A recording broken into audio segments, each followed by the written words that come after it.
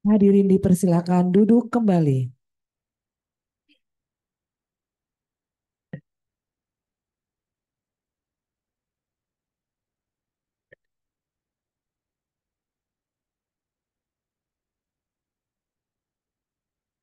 Selamat pagi, Assalamualaikum warahmatullahi wabarakatuh.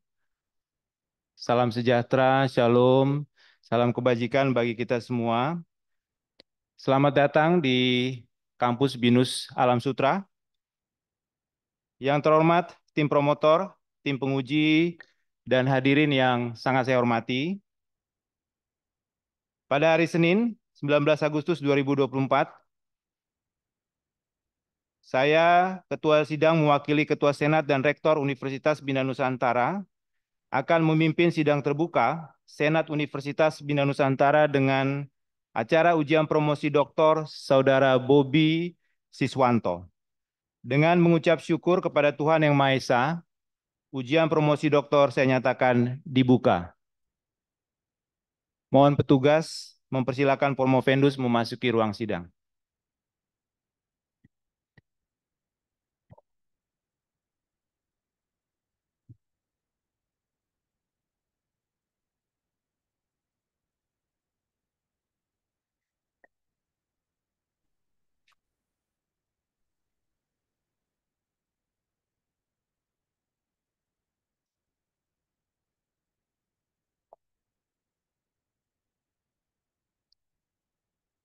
Sidang Sidang ujian promosi doktor Saudara Bobi Siswanto dengan judul disertasi Association Rule Mining dengan metode Automatic Tree Pruning untuk optimisasi pembentukan frequent pattern.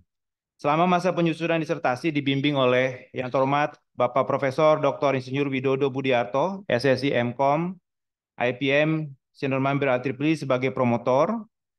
Yang terhormat Bapak Dr. Insinyur Haryono Suparno MSC sebagai kopromotor 1. Yang terhormat Ibu Dr. Nesti, FCIanipar, SPMSI sebagai kopromotor 2. Tim penguji yang hadir hari ini, yang terhormat Bapak Profesor Dr. Sani Muhammad Isa, SSI MKOM sebagai penguji 1. Yang terhormat Bapak Profesor Spitz Warnas Harko Leslie Hendrik, Eskom MTI PhD sebagai penguji 2. Yang terhormat Bapak Profesor Dr. Insinyur Agus Budiono MSc MKOM sebagai penguji 3. Saya persilakan promotor Bapak Profesor Widodo untuk menyampaikan pernyataan pendahuluan berkenaan dengan kesiapan Promovendus menyampaikan disertasi dan mempertahankannya dalam ujian ini. Silakan Prof. Widodo. Terima kasih Ketua Sidang Prof. Ford Lumban Gaul, anggota tim pembimbing dan tim penguji dan hadirin yang kami hormati. Ketua dan penguji yang terhormat, berikut biografi singkat Promovendus. Promovendus Bobi lahir di Bandung 25 Oktober 1980 dari pasangan Mayor Purnawirawan Edi Sumarno dan Enung Nurani, menikah dengan Nur Samiha SE dan memiliki 3 anak, Muhammad Zuhdi Huzaifah, Muhammad Furqon Abdillah, dan Aisyah Fitri Nur Rohmah. Promovendus menyelesaikan S1 di STEMIK Informatika Mandiri, jurusan TI tahun 2006, studi S2 di Universitas Telkom, jurusan Teknik Informatika tahun 2014.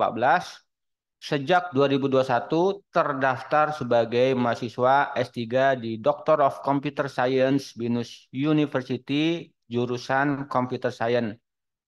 Promovendus pernah bekerja sebagai teknisi di PT Advanced Microtronics Technology Batam selama 3 tahun. Sejak tahun 2017 bergabung dengan BINUS University Kampus Bandung sebagai faculty member. Saat ini menjabat sebagai Deputy Head of Department Program Studi Computer Science PSDKU Bandung. Promovendus terlibat sebagai reviewer pada konferensi ilmiah ICCSCI 2022, Journal of Computing and Applied Informatics, Jurnal Rekayasa Sistem Industri, Helion Open Access Journal 2024. Selama studi S3 pada program DCS BINUS University, Promovendus sudah menghasilkan 3 paper konferen terindeks Scopus dan 2 jurnal internasional terindeks Scopus. antara lain SDFP growth algorithm as a novelty of association rule mining optimization di IEEE Access 2024 dan reduce space complexity in frequent item set mining using set theory di ASIC Express Letter Part B applications. Saudara Bobi Siswanto, sebentar lagi saudara akan menyampaikan dan mempertahankan disertasi yang saudara kerjakan. Sudah cukup kami tim promotor membimbing saudara menyelesaikan disertasi sejak ujian proposal, seminar hasil penelitian, ujian tertutup, dan sekarang saatnya ujian promosi doktor. Kami berharap saudara Bobi Siswanto dapat mempresentasikan disertasi dengan baik kepada sidang yang terhormat. Presentasi ini sebagai salah satu pertanggungjawaban akademik Promovendus dan kami sebagai tim promotor berharap saudara dapat mempertahankan disertasi dengan baik sebagai karya ilmiah yang dapat saudara banggakan dan pertanggungjawabkan. Selanjutnya kami serahkan Promovendus kepada sidang terbuka Senat Universitas Bina Nusantara untuk diuji. Kami akan menerima segala keputusan dalam sidang yang terhormat ini serta kelayakan Promovendus mendapatkan gelar akademik tertinggi di Universitas Bina Nusantara. Terima kasih Ketua Sidang. Baik, terima kasih banyak Prof. Widodo sebagai promotor. Saudara Promovendus, tim promotor telah menyatakan bahwa saudara telah siap untuk mempresentasikan dan mempertahankan disertasi Anda di hadapan sidang yang terhormat ini. Saudara dipersilakan untuk menyampaikan disertasi maksimal 10 menit. Timekeeper ada di depan Anda, silakan nanti Anda perhatikan. 10 menit, silakan Pak Bobi. Terima kasih atas waktunya. Yang terhormat para tim promotor dan tim penguji, izinkan saya untuk mempresentasikan hasil dari disertasi saya selama kurang lebih 7 semester ini.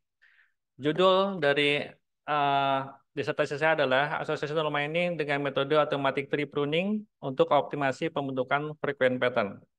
Nama saya Bobi Siswanto dengan NIM 23400004450. Baik, outline-nya seperti ini. Akan saya mulai dengan latar belakang, tapi sebelumnya akan saya ceritakan tentang abstrak dulu. Di sini adalah kesimpulan atau gambaran besar dari yang akan saya kerjakan. Latar belakang saya dimulai dari ada beberapa komponen association rule mining, di mana ada 3 metrik pengukuran, yaitu confidence value, slip ratio, dan support value threshold. Ini ada 3 metrik pengukuran yang saya coba untuk optimasi. Dan juga frequent pattern merupakan hal yang perlu didapatkan sebelum membentuk aturan asosiasi. Lalu nilai support threshold di sini akan menentukan frequent pattern yang dihasilkan optimal apa tidak. Dan karya tulis ini mengusulkan suatu metode baru, yaitu SDFP growth yang akan melakukan reduksi dimensi. Dan akan dihasilkan 2 dataset baru, di mana kedua dataset tersebut akan memiliki selisih dimensi dengan dataset aslinya. Dan berdasarkan hasil eksperimen, terdapat optimasi dari sisi dimensi, di mana ada reduksi dari dimensi item yang dihasilkan pada dataset tersebut. Di sini saya mengacu terhadap suatu formula rumus dasar yang diutarakan oleh Fournier Figure pada tahun 2017, di mana untuk prediksi frequent pattern adalah 2 pangkat n-1, di mana saya di sini melakukan optimasi terhadap nilai n, di mana di sini menjadi pangkat cardinality A, di mana A akan lebih kecil daripada N. Baik, latar belakangnya adalah association rule sendiri di sini dapat digunakan sebagai rekomendasi. Rekomendasi bagi para top manajemen untuk mengambil keputusan. Support value threshold, confidence values, dan leave ratio merupakan metrik pengukuran yang menentukan dari association rule tersebut. Tapi pada dasarnya yang pertama dilakukan adalah nilai support value threshold tersebut secara trial and error atau coba-coba. Jika support value threshold-nya itu tidak optimal, dalam artian lebih kecil atau lebih besar, akan menghasilkan output atau rules atau frequent pattern yang tidak optimal juga dan akan membebani kerja dari komputer sebagai pemroses. Nah, di sini association yang kita optimalkan adalah association rule dengan mensemblekan teori dasar dari teori himpunan. Dalam teori komponen saya gunakan di sini adalah set teori. Ini latar belakangnya adalah di sini saya ilustrasikan datasetnya, di mana dataset akan terdiri dari part-part yang lebih kecil, dan ini adalah contoh dari ilustrasi association rule yang existing, di mana akan ada tahap pre-processing, akan ada metrik pengukuran support value, confidence value, risk ratio.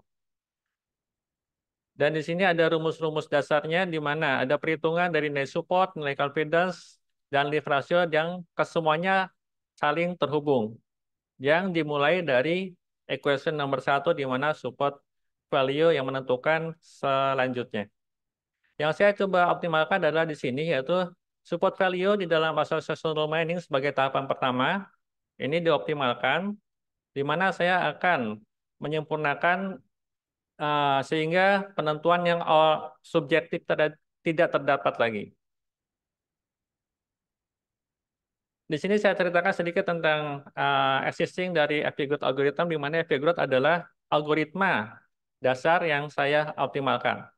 Ada terdapat pembentukan dari support value, ada yang pengurutan descending, pembentukan FP3, dan sampai menjadikan frequent pattern.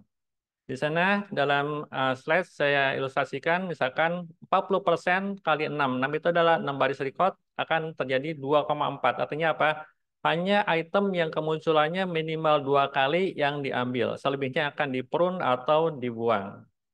Ini ilustrasi existing association rule di mana penentuan angka 40% itu bersifat trial and error. Jadi masalah yang saya identifikasi adalah ada 3 di sini rumusan masalahnya. Yang pertama adalah saya mencari gap analisisnya. Yang kedua saya mempropose modelnya.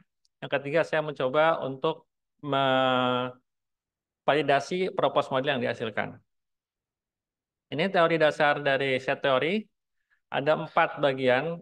Ini sebenarnya dari matematika diskrit di mana ada nomor 1 adalah subset, nomor 2 adalah gabungan, union, nomor 3 adalah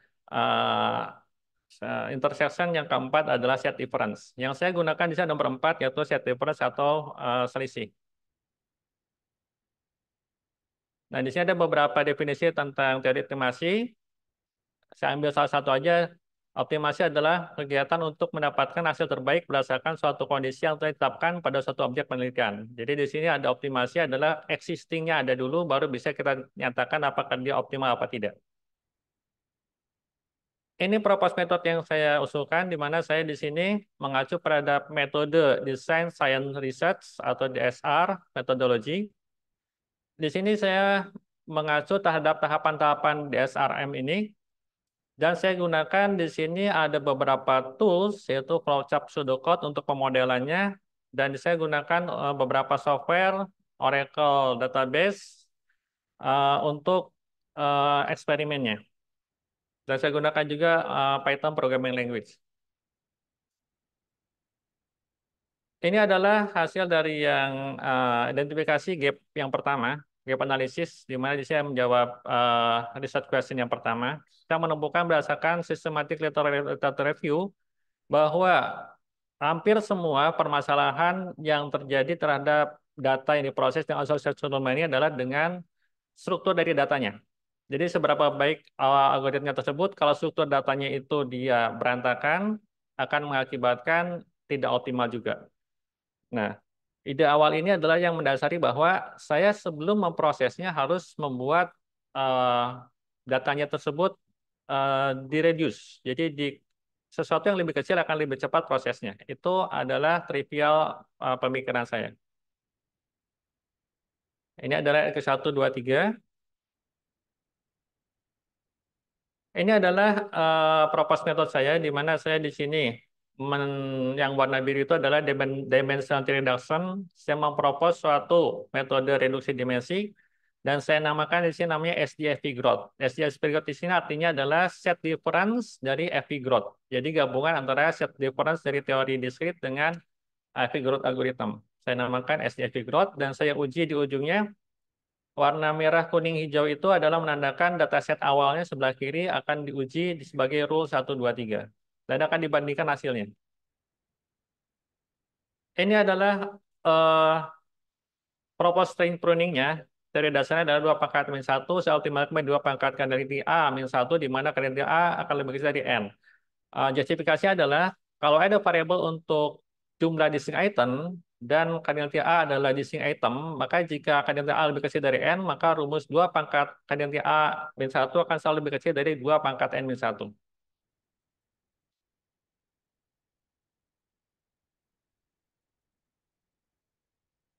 Ini secara ilustrasi eh, trivial, warna biru adalah item atau variabel atau nilai yang diprun atau dihilangkan.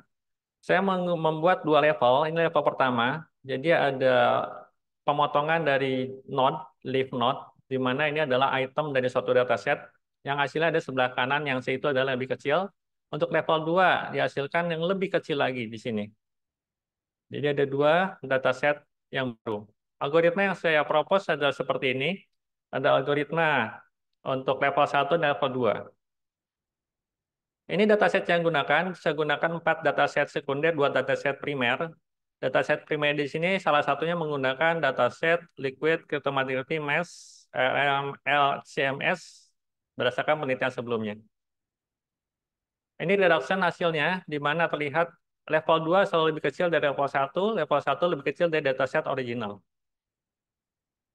Untuk optimasi dari execution time terhadap dataset yang dihasilkan seperti ini, optimasinya cukup signifikan, di mana terlihat seperti di grafik tersebut. Dan ini adalah evaluasi yang saya lakukan adalah saya mengevaluasi hasil dari dimensi dan waktu eksekusinya terhadap ketiga dataset tersebut. Ini contoh dari evaluasi terhadap LCMS dataset, di mana nilainya lebih kecil dari original. Jumlah frekuensi part yang dihasilkan pun adalah seperti ini. Ini adalah output publikasi saya, dan kesimpulannya adalah penelitian berhasil untuk mendekati metode usulan, dan kontribusinya adalah mengusulkan metode baru dan hasilnya terbukti berhasil. Demikian adalah presentasi yang bisa saya sampaikan. Terima kasih atas perhatiannya. Ah, Selamat pagi. Baik, terima kasih Saudara Propendus. Kita akan masuk ke sesi pertanyaan, masukan, dan sanggahan. Kami persilakan promotor Bapak Profesor Dr. Insinyur Widodo Budiarto untuk menyampaikan pertanyaan dan masukannya. Silakan Prof. Widodo. Baik, terima kasih Ketua Sidang, Saudara Bobi Siswanto. Kita ucapkan selamat ya. Saudara sudah sampai di tahap sidang terbuka disertasi Anda yang luar biasa ini terkait topik yang Anda usulkan ya. Dari paparan Anda tadi, ada beberapa pertanyaan ya. Pertama, Anda mengusulkan algoritma SDFP growth ya, yang mana di situ ada usaha untuk reduksi dimensi ya. Betul. Nah, kenapa reduksi dimensinya untuk percepatan komputasi ya? Betul. Apakah itu signifikan untuk kasus ini? Atau kita tidak membahas untuk kasus yang Anda gunakan beberapa kasus, tapi secara umum apakah itu signifikan? Ya. Yang kedua, di rumusan masalah ketiga ya, bagaimana hasil pembuktian metode validitas yang Anda temukan?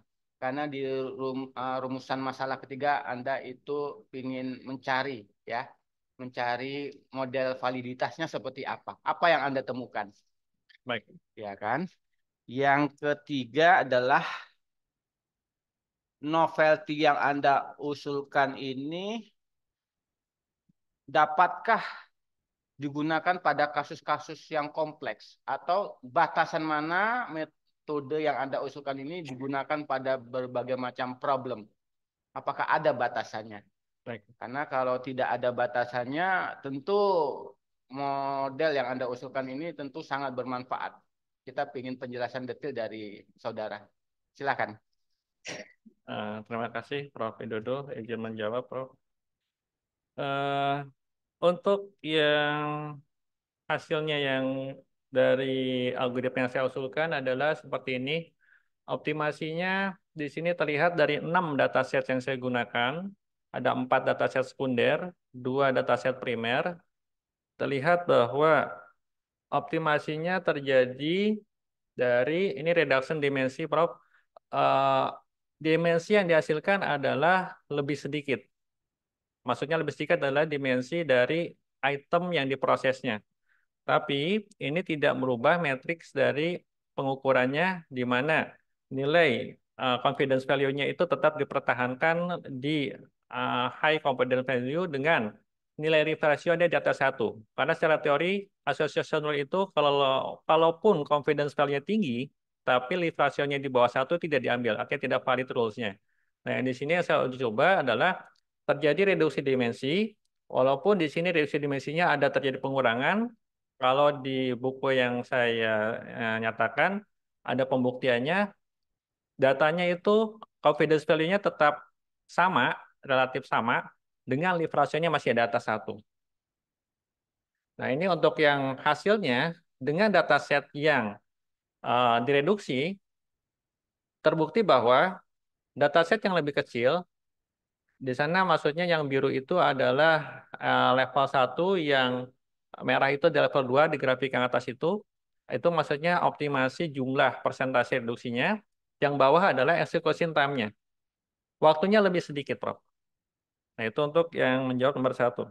Untuk rumus masalah nomor 3, perbaikan seperti apa? Di sini adalah saya menguji hasil dari propose method terhadap multiple dataset sebenarnya berhubungan sama yang ini, Prof.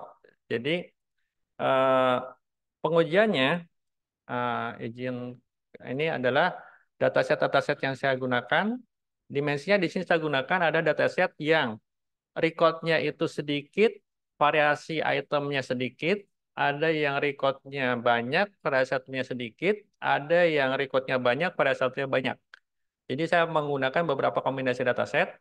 Nah, dari kesemuanya, algoritma saya masih bisa untuk melakukan pruning dengan baik. Nah, untuk evaluasinya, seperti ini. Ini saya evaluasinya saya lakukan seperti ini.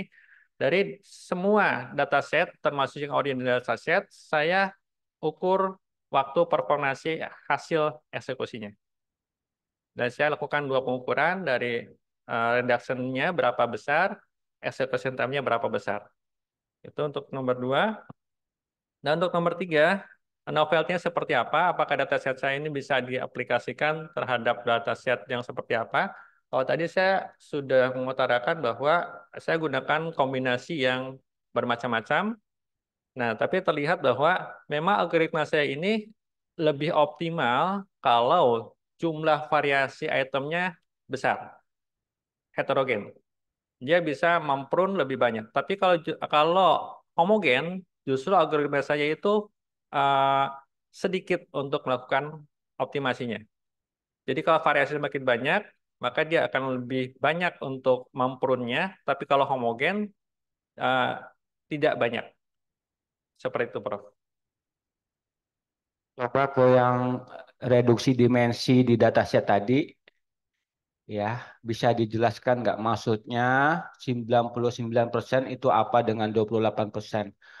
Apakah di LCMS ini misalnya dengan SDFP growth level 1 itu bisa direduksi menjadi 99,9%, itu artinya apa dibandingkan dengan 28%? Baik, Prof. Izin menjawab, Prof. Eh, maksudnya adalah di sini LCMS ini maksudnya bukan reduksinya 90%, Prof. Jadi maksudnya ini sisanya, Prof. Jadi sisa datasetnya untuk LCMS ini tidak banyak yang bisa direduksi. Jadi dari 100% ada 100 data, anggap aja 100 data. Jadi dia hanya bisa mereduksi satu data saja.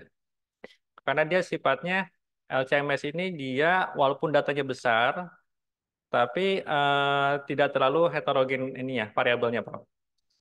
Itu di level 1. Tapi kalau di level 2, nah level 2 ini dia kelebihannya adalah bisa mereduksi lebih banyak lagi.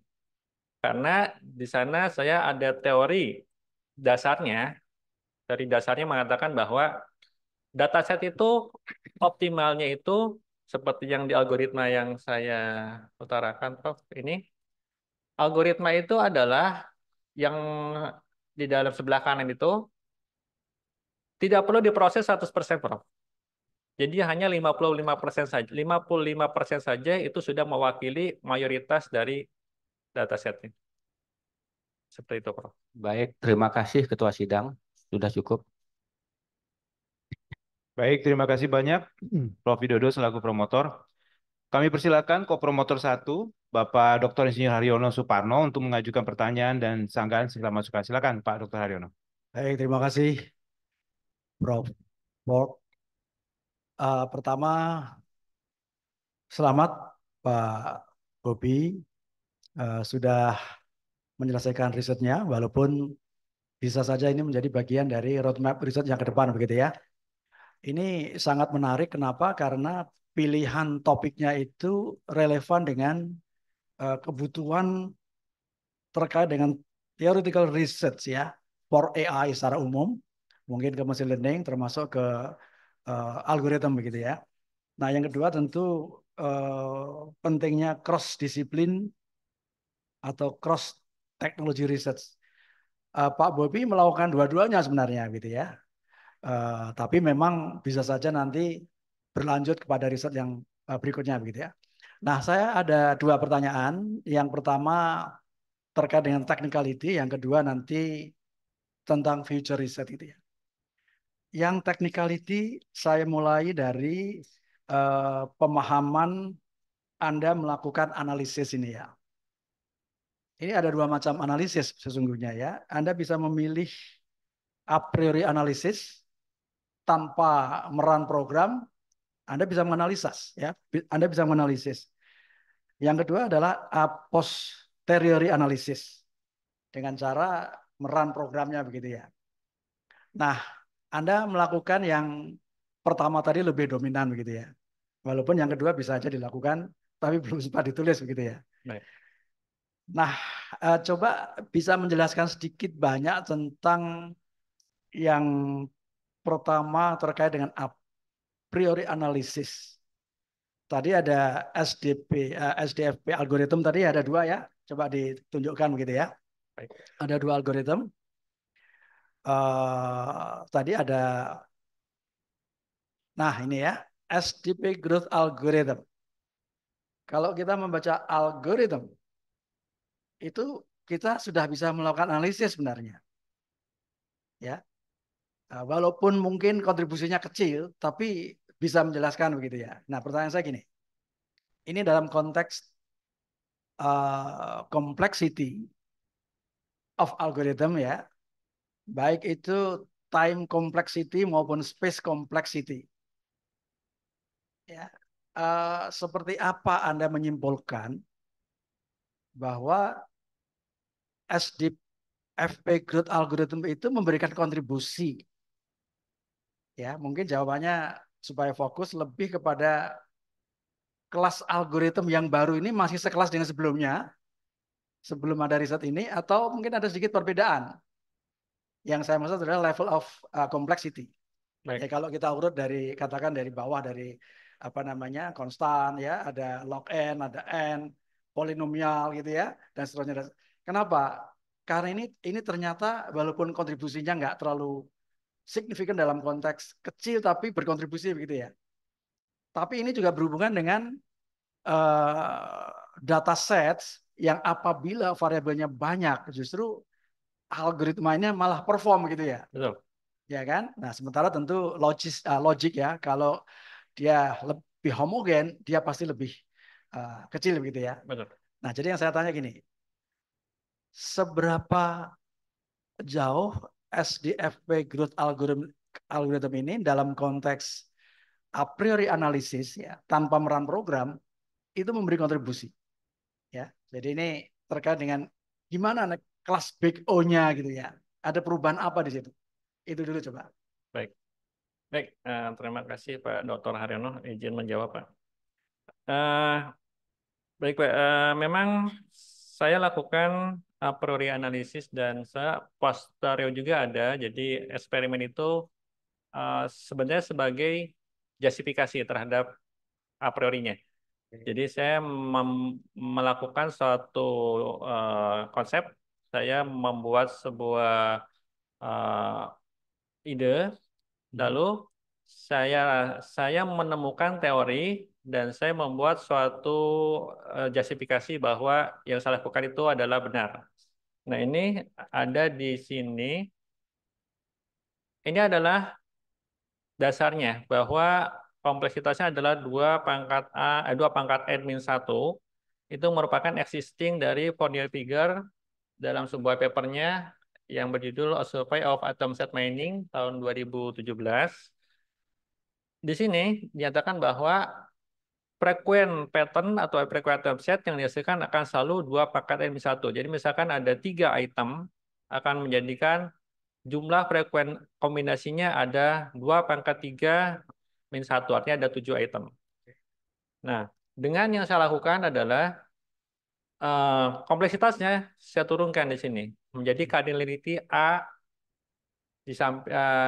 selain dari M.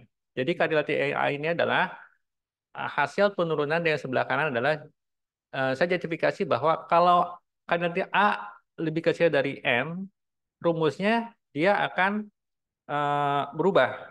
Hasilnya pun akan berubah.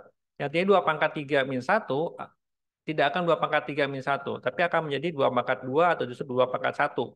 Di mana jumlah frekuens pattern-nya akan lebih sedikit.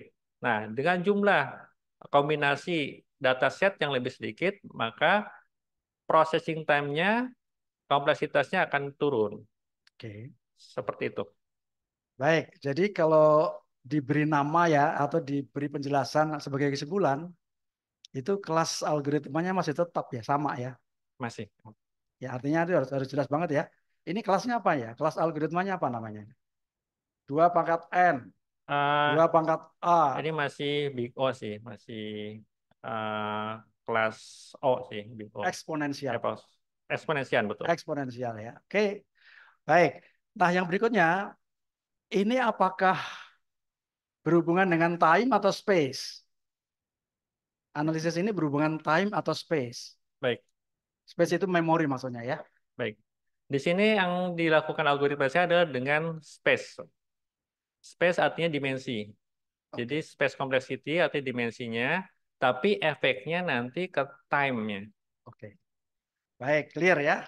Baik, yang kedua ini berhubungan dengan apa namanya ya, future research begitu ya. Jadi saat ini berbagai apa namanya pendapat dari para saintis di bidang computer science, matematik gitu ya, bahwa theoretical research for AI itu cenderung masih sangat kurang begitu ya, masih sangat kurang gitu. Justru best practices-nya semakin banyak. Nah ini bisa saja menjadi challenge ke depan bahwa kalau theoretical foundation-nya nggak kuat, theoretical research for AI-nya nggak kuat, termasuk machine learning, associative memory, ya, association rule gitu ya, itu apakah kita percaya nggak dengan apa namanya, percaya nggak dengan kehandalan atau robustness of AI, robustness of machine learning, robustness of let's say apa namanya rule mining atau associative memory. Anda bisa menjelaskan nggak? Baik, baik. Izin Pak Dr. Hareno. Jadi sekarang ini memang AI sudah jadi tren di mana semua sudah menggunakan AI, tapi tetap manusia itu tidak bisa 100% percaya AI. Makanya di sini masih ada profesi yang sebagai expert judgment-nya. Misalkan AI untuk kesehatan, dia bisa memprediksi, misalkan kalau tekanan darahnya sekian, ininya sekian, maka diprediksi akan mengalami sakit, anggaplah sakit jantung, kardiovaskular. Nah, tapi nanti ada lagi expert judgment yang menyatakan validasi ini adalah tidak valid. Nah, jadi tetap AI di sini hanya sebagai alat untuk pemberi penyokong keputusan, bukan sebagai alat utama. Tapi kita bisa menggunakannya sebagai partner istilahnya, seperti itu. Oke, jadi pertanyaan saya ini berhubungan dengan obsesi Anda ke depan terkait dengan your future research, your roadmap research, baik yang berhubungan dengan association real association rule mining maupun mungkin machine learning AI secara umum gitu ya. Jadi mungkin yang terakhir pendek saja, apa obsesi Anda untuk research roadmap Anda ke depan? Baik. Apakah masih di jalur ini Atau Anda belok-belok boleh saja sebenarnya, tapi kita ingin dengar seperti apa obsesi Anda. Baik, terima kasih. Sebenarnya opsi saya adalah dataset itu tidak perlu diproses semuanya. Malah saya sempat kepikiran bahwa dataset yang sangat kecil itu nantinya bisa jadikan sebagai hal yang sama dengan dataset yang besar sekali. Hasilnya tetap sama. Obsesi saya sebenarnya itu sih, Pak Dr. Haryono. Saya ingin membuat sesuatu yang kecil tapi hasilnya sama dengan yang besar, di mana akan ada membantu dari sisi komputasi komputer, dari sisi waktu processing. Baik, terima kasih Pak Bobi. Dari saya cukup ya. Selamat. Saya kembalikan kepada pimpinan sidang, Prof. Ford. Baik, terima kasih banyak Pak Dr. Haryono. Ibu dan Bapak, hadirin yang saya hormati, kami persilakan kopromotor 2, Ibu Dr. Nesti Sianipar untuk memberikan pertanyaan dan masukannya. Silakan Ibu Dr. Nesti. Terima kasih Prof. Ford atas waktu dan kesempatan yang diberikan kepada kami. Yang pertama, saya ucapkan selamat buat Pak Bobi. Cukup panjang perjalanannya Pak. Waktu yang sekarang yang sudah diberikan adalah udah di akhir. Mungkin ada beberapa kajian dari saya. Yang pertama adalah kita bisa melihat dari yang pertanyaan RQ1, RQ2, dan RQ3 ya. Jadi di sini Bapak sudah membangun sebuah benang merah ya. Dari benang merah pertama, kedua, ketiga, dan sudah dikerjakan. Ini mungkin hasilnya adalah sebuah novelty atau yang dinyatakan sebagai output. Kami bangga dengan Bapak sudah menghasilkan paper, ya. Output yang dihasilkan ada 3. Nah, mungkin yang saya sangat tertarik adalah nanti akan saya kaitkan dengan hubungan bidang ilmu yang di luar komputer, tetapi sangat terkait, artinya ada benangnya. Nah, di jurnal yang Bapak sudah hasilkan di yang Q1, kita bangga ya, Bapak bisa sampai di situ. Nilainya pasti ada yang lebih ya di jurnal tersebut, sehingga itu bisa masuk publish internasional. Pertanyaan saya pertama, output yang dihasilkan di jurnal tersebut, nah ditarik ke aplikasi berikutnya, mungkin pembimbing pertama dan kedua sudah menyatakan apa implementasi. Tetapi kan implementasi itu banyak. Mungkin yang saya lihat ada di hasil yang Bapak sampaikan demonstration result. Saya sangat tertarik. Pertanyaan saya di situ ada food nutrition. Sebenarnya tadi udah ditanyakan mengenai LCMS. Ini overall kalau LCMS itu adalah banyak sekali senyawa kimia. Tadi ada Bapak sebutkan sedikit mendapatkan data yang terkecil. Saya kurang paham ya. Jadi mungkin bolehkah dikasih tunjuk? Ini kan ada di kami ini ada Joe, ada kardio. Ini menyentuh ya kardio, food nutrition, LCMS. Nah, meaning dari data ini atau desain algoritma yang Bapak bangun, apakah akan memudahkan kita detection atau akan memudahkan kita mengetahui senyawa aktif kimia kalau di LCMS. Tapi datanya 28%. Tapi kalau dilihat ke food nutrition di sini ada datanya sekitar SDF-nya itu sekitar 87%. Nah, kira-kira setelah mendapatkan hasil ini ya Pak, apa yang Bapak ingin rancangkan? Apa yang harus Bapak bawa menjadi output ke depan secara keilmuan komputernya nggak hilang, tetapi ada gunanya dengan multidisipliner ilmu. Itu dulu yang pertama, Pak.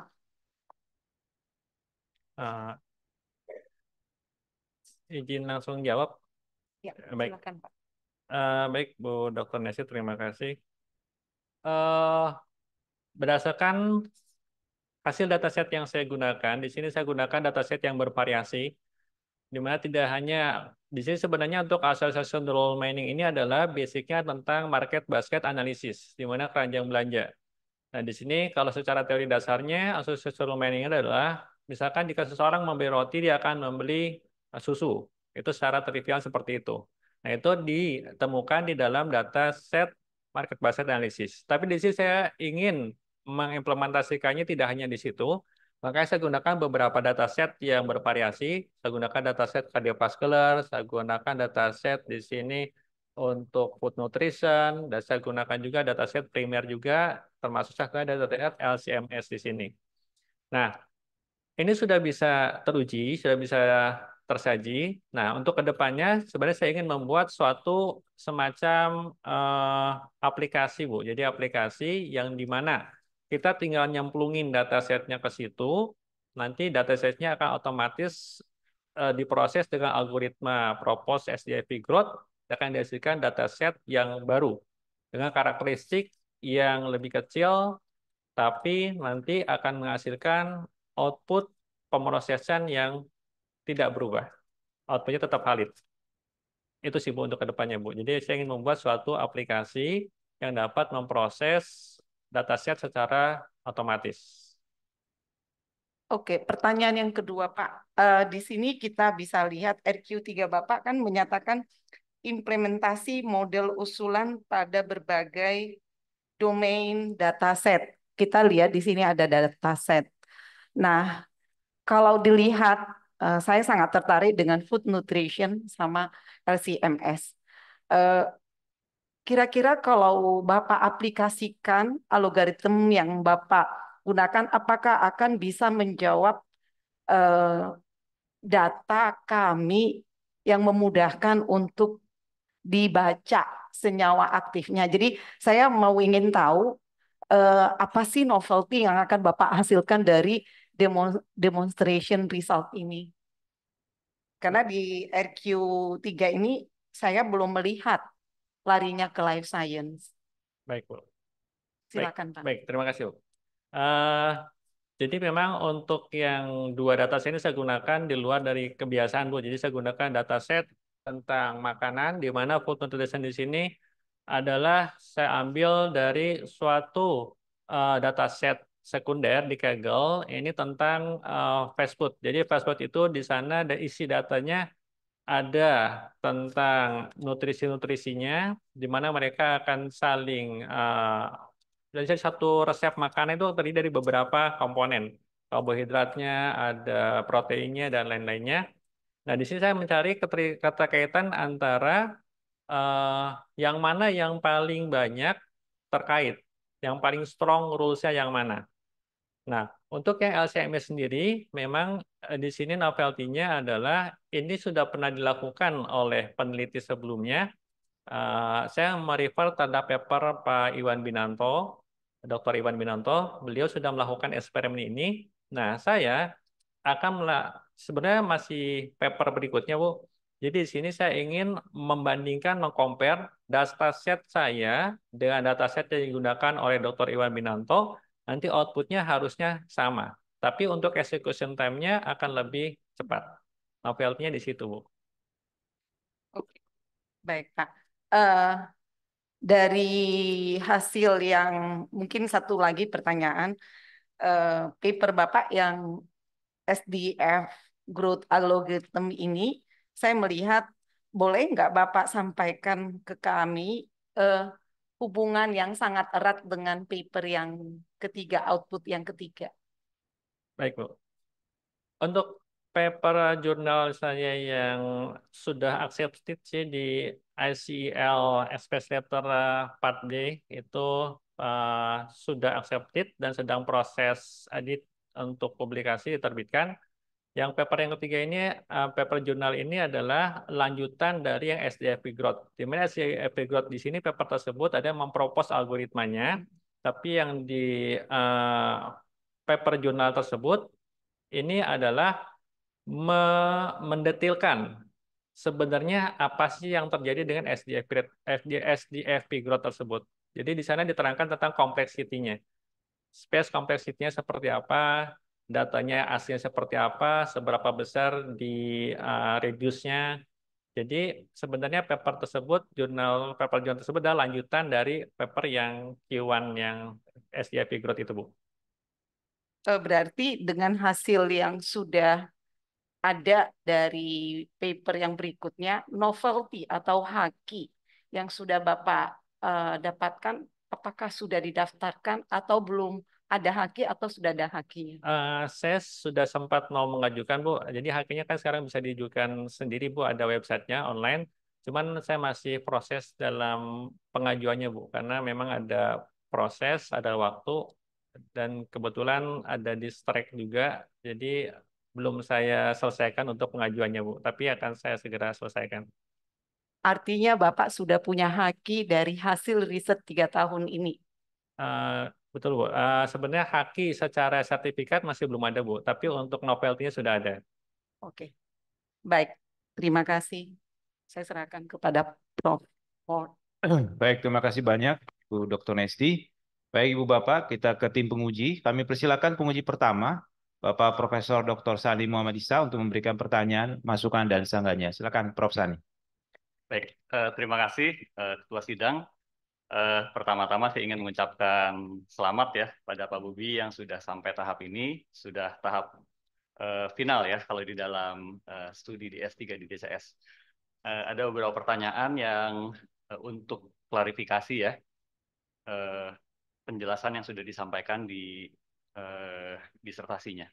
Yang pertama mungkin terkait dengan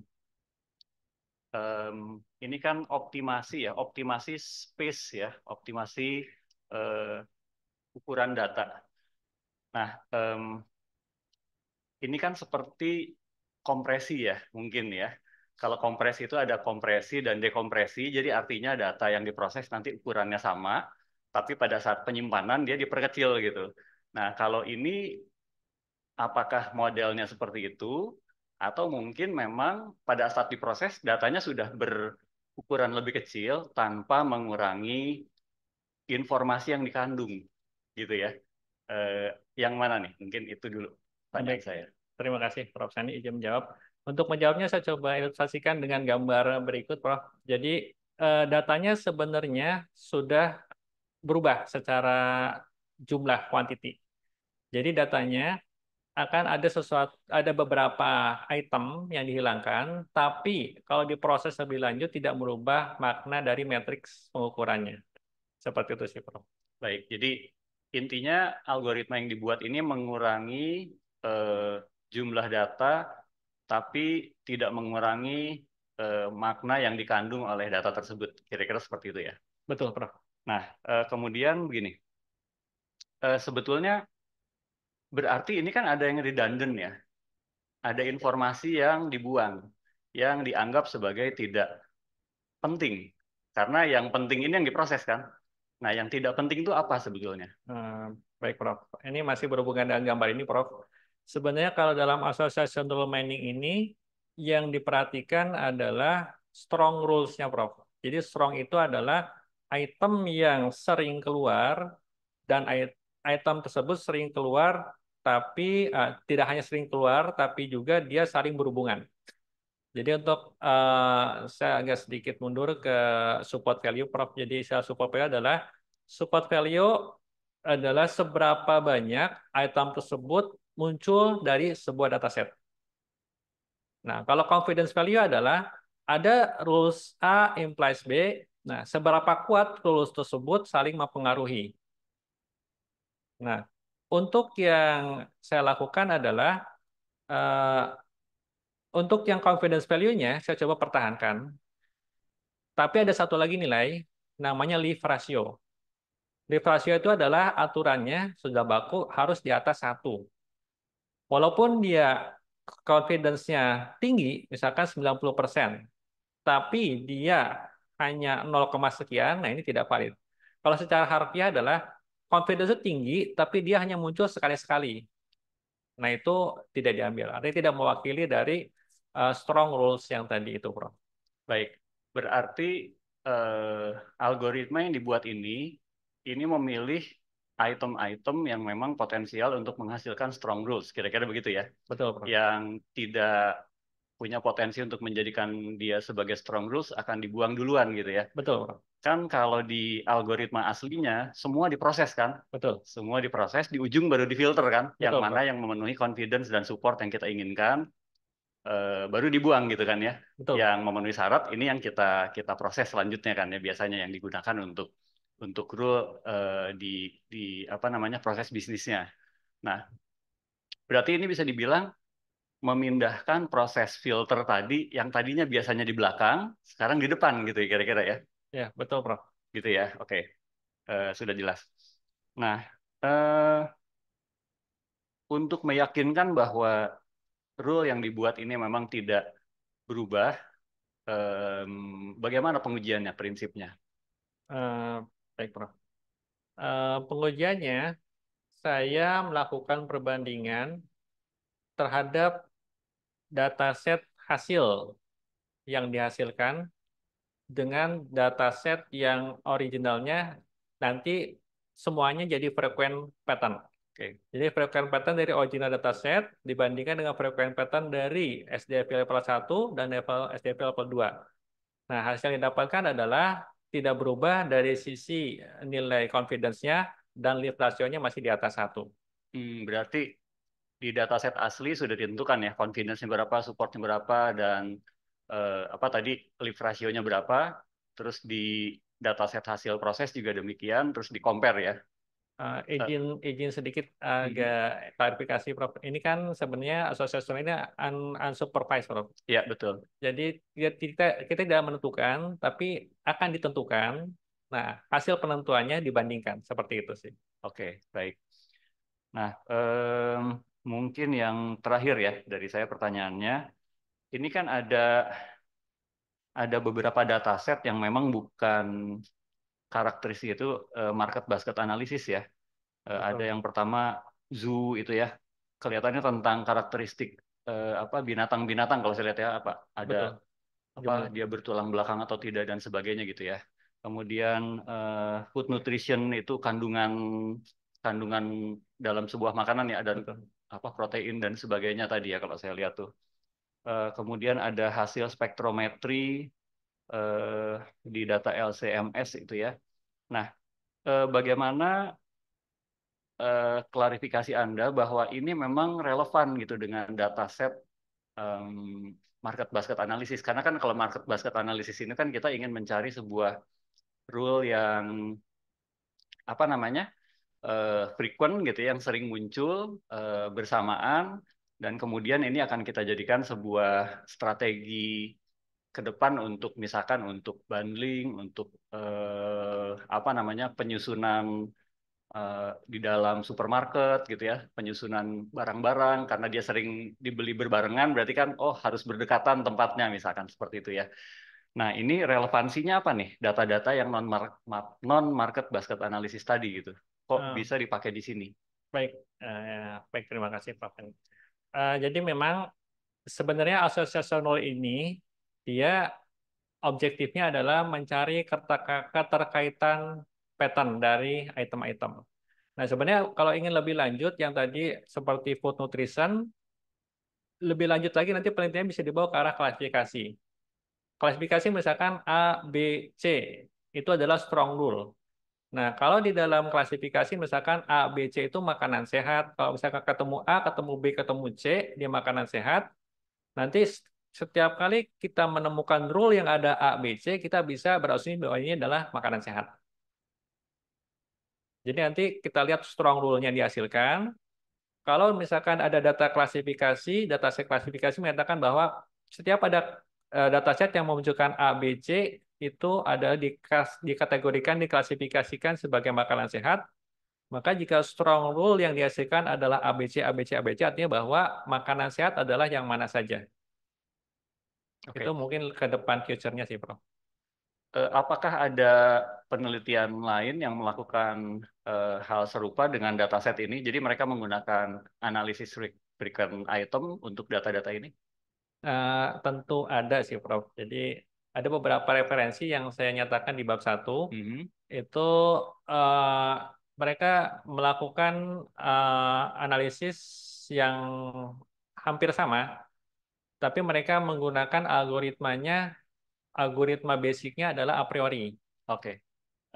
Tapi untuk data-data yang ini yang digunakan ya. Oh, tapi untuk data-datanya berbeda, Prof. Jadi data-data yang saya tambahkan ada dataset yang food nutrition, LCMS ini memang tidak didapatkan di association rule. Cuman yang data-data yang punya orang itu ke market basket kebanyakannya sih, Prof. Ya, mungkin kalau saran saya sih nanti bisa ditambahkan di laporan ya, bahwa analisis terhadap data ini berpotensi untuk riset apa misalkan gitu ya. Yang seperti yang tadi disampaikan. Ini karena banyak sih, misalkan untuk zoo, itu seperti apa sih nanti penggunaan frequent item mining ini gitu ya, di zoo itu, kemudian di cardio tadi ya. Mungkin saja ada aspek-aspek yang bisa digali dari sana yang kita belum tahu nih apa potensinya gitu ya. Nah, mungkin Pak Bobi bisa menyampaikan nih di balik pemilihan dataset ini sebetulnya ada potensi analisis ke depan seperti apa. Nah, itu meskipun bukan Pak Bobi yang melakukan, tapi kan bisa membuka wawasan lah gitu ya. Saya kira itu yang mungkin bisa ditambahkan gitu ya. Baik.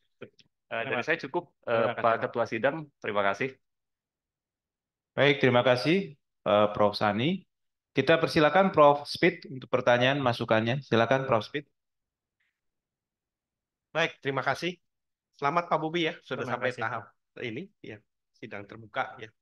Nah, saya ada beberapa pertanyaan, tapi yang pertama saya mau tanya, yang Bapak lakukan di penelitian ini, apa yang menjadi keterbatasan atau current limitation dari penelitian Bapak? Silakan Pak. Baik. Sebenarnya terima kasih pertanyaannya, Prof. Teknis non teknis sih, Prof. Untuk secara teknis sebenarnya keterbatasannya adalah resource dari komputasi hardware-nya, Prof. Jadi memang dimensinya kalau semakin besar akan membebani hardware. Yang saya lakukan sebenarnya saya sudah menggunakan Google Colab yang versi berbayar. Dan juga saya malah menemukan, justru saya gara-gara ini saya menemukan suatu resource di mana IBM itu menyediakan free resources. Dia menyediakan besar sekali untuk komputasi, tapi masih belum kuat juga gitu.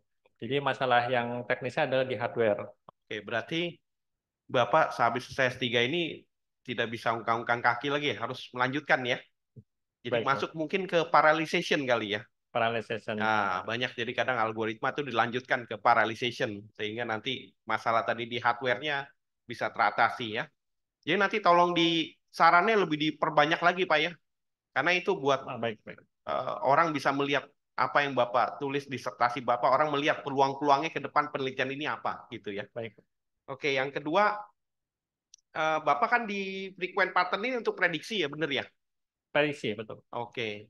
Bapak bisa nggak nanti melakukan klasifikasi atau clustering dengan frequent pattern ini? Apakah sudah dilakukan atau gimana? Itu sebenarnya future research-nya, Prof. Oke. Jadi untuk klasifikasi memang tadi berhubungan dengan yang Prof. Sani tanyakan, kenapa sih harus pakai food nutrition?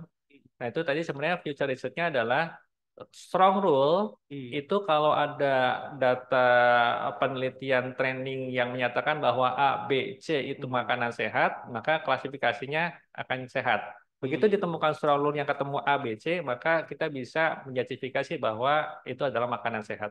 Itu klasifikasinya nanti di sana. Iya. Jadi banyak Pak ya, nanti dilanjutin habis melakukan parallelization, Bapak cari lagi. Jadi algoritma ini di similarity untuk melakukan tadi klasifikasi sama clustering gitu ya, bisa dilakukan itu ya. Karena itu kan kalau kita bicara supervise masuk klasifikasi sama kalau kita bicara ke regresi ya, gitu. Nah, terus pertanyaan terakhir Pak, Bapak ini kan bahas frequent pattern nih Pak. Gimana dengan similar pattern Pak? Bapak pernah baca atau gimana menurut Bapak similar pattern ini?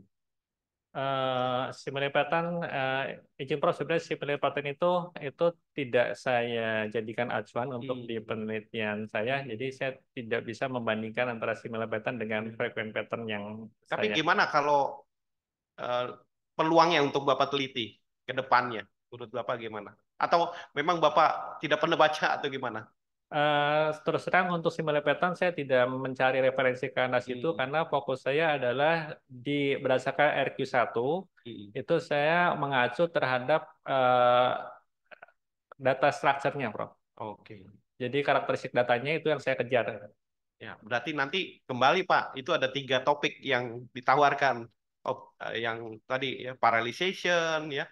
Terus Bapak klasifikasi, clustering, satu lagi ada yang disebut sebagai frequent similar pattern, Pak. Iya. Baik. Jadi makanya banyak Pak ya. Jadi Baik. jangan berhenti. Setelah ini dilanjutin, banyak yang harus dilakukan. Jadi Baik. algoritma yang dapat itu Bapak harus kembangkan gitu, ya. Baik, Prof. Gitu. Oke, dari saya cukup Pak Ketua Sidang. Prof. Terima Ward. kasih, Terima Prof. kasih. Baik, terima kasih Prof. Speed. Kita ke penguji ketiga. Kami persilakan Prof. Agus Bono untuk pertanyaan masukan sanggahnya. Silakan Prof. Agus. Baik, terima kasih pimpinan sidang atas waktunya. Yang pertama, tentunya saya ingin mengucapkan selamat ya pada Pak Bobi Siswanto ya atas capaiannya selama ini, sampai dengan hari ini. Dan juga saya ingin mengucapkan terima kasih pada Ruang Studi S3 Ilmu Komputer Binus University yang telah mengundang saya pada ujian promosi di hari ini. Ada beberapa pertanyaan. Yang pertama mungkin saya menyambung sedikit dari yang disampaikan Prof. Sani tadi ya. Jadi saya membaca dari judul dan juga isinya di situ ya. Itu saya ingin menanyakan ya, meminta Anda untuk memperjelas pemosisiannya ya. Di situ ada optimisasi ya, karena di judul juga muncul ya. To optimize frequent pattern generation gitu ya. Lalu ada yang tadi persen-persen tadi ya, jadi semacam reduksi ya, reduksi dimensi gitu ya. Nah, sebenarnya problem reduksi dimensi itu sebetulnya adalah problem optimisasi juga sama. Nah, saya ingin berklarifikasi dulu, apakah ini itu reduksi data atau reduksi dimensi gitu ya, karena itu dua hal yang berbeda ya. Kalau reduksi data itu kan berarti kan datanya dihapuskan gitu. Kalau tadi saya lihat kan ada beberapa mungkin kayak item yang tidak ini dihapus, berarti kan reduksi data begitu ya.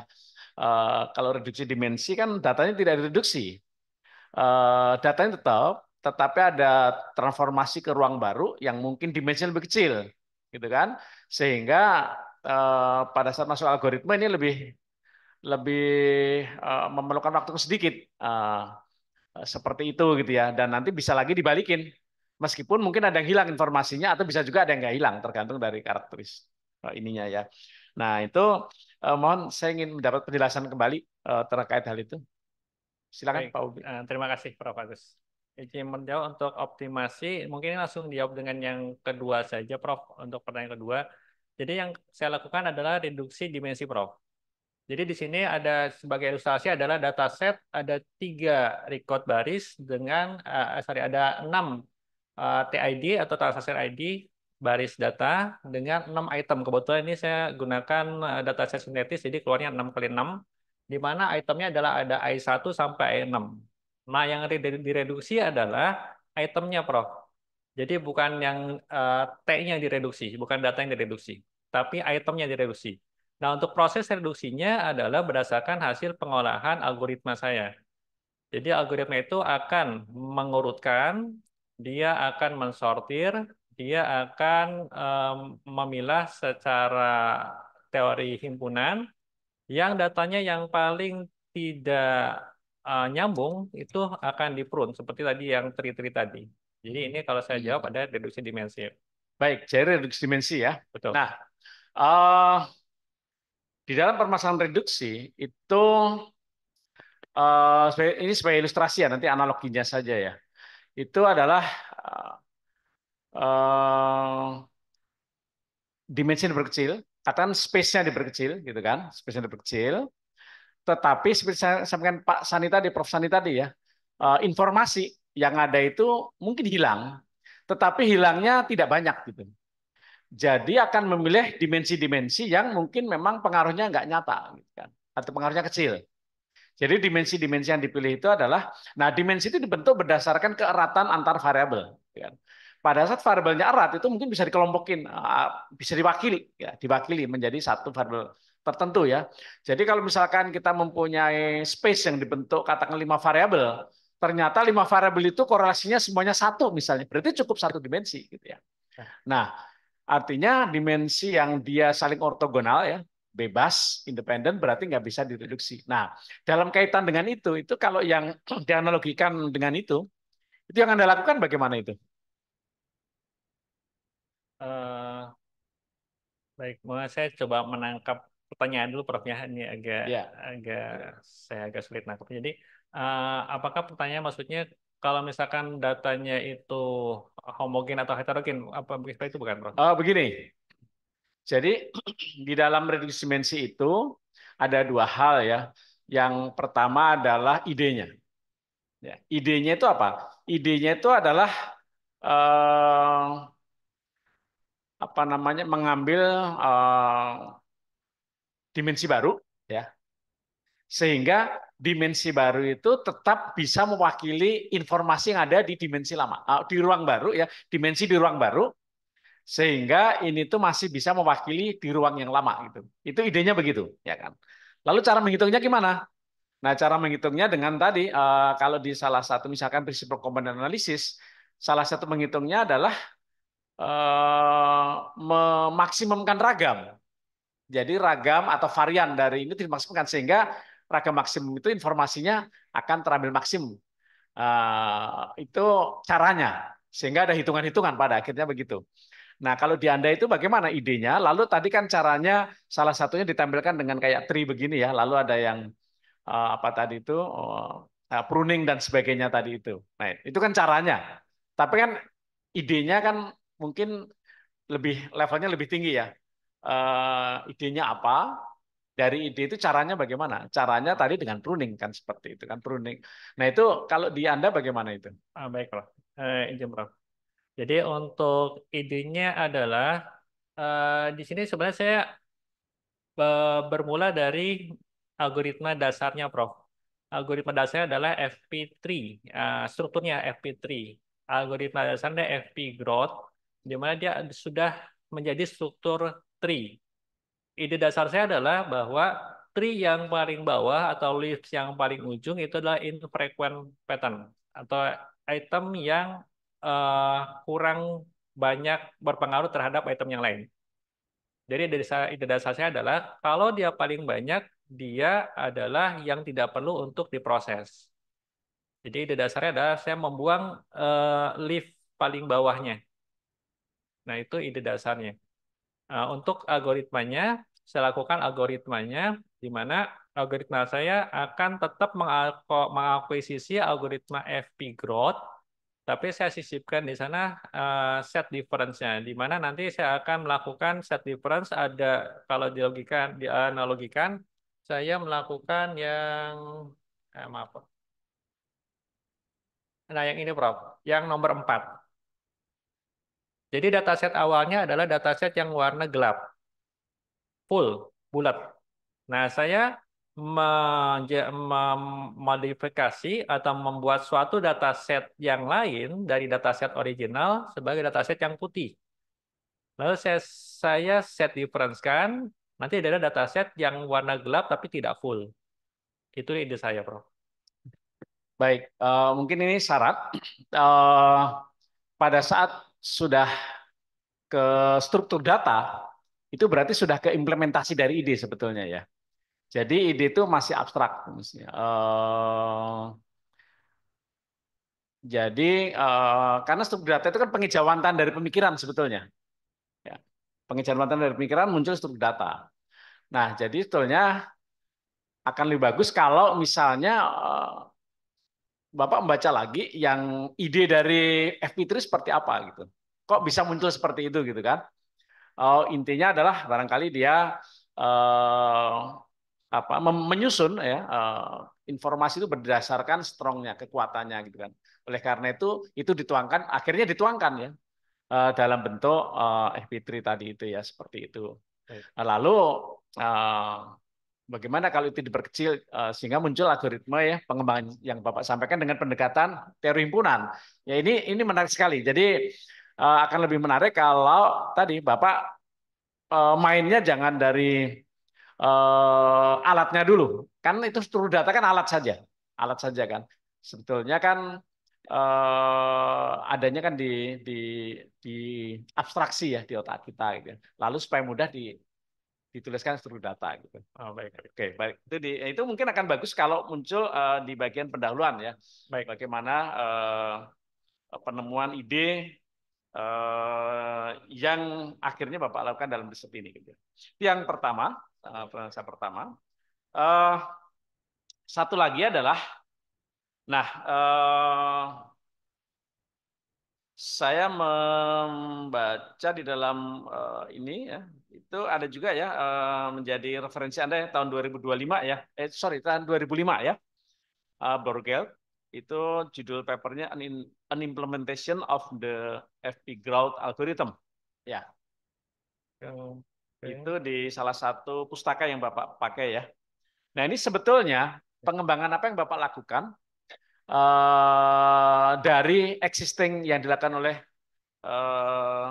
Borgelt ini di tahun 2005. Betul. Ya. Silakan Pak. Baik, ini adalah namanya Christian Borgert.